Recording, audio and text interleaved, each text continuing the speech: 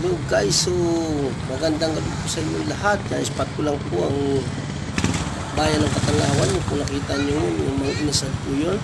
Ito po naman ay Jollibee. Yan.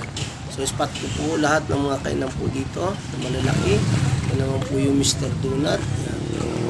Kaya guys, kung mapapapunta po kayo sa Katanawan, hindi po kayo magugutom at malilibang pa po kayo. Yung spot na po yun, yung po yung 7-Eleven. Yung circle po ng Katanawan o tinawag natin Rotonda.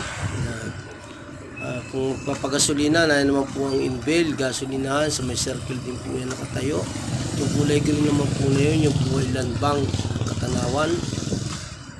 At yan, yung makikita nyo po yung malaking building na yan, yan po ang tinatawag na Town Center ng Katanawan. So ang nasa ilalim po niyan ay palaruan ng mga bata at Pure Gold po yan. Kung mag-grocery po kayo, yan, napakaganda mag-grocery sa loob, napakalamig pa. So hindi po kayo magugutom at meron din po tayo sa labas ng mga street food yan na makakain nyo. So guys, hanggang dito na lang at maraming salamat.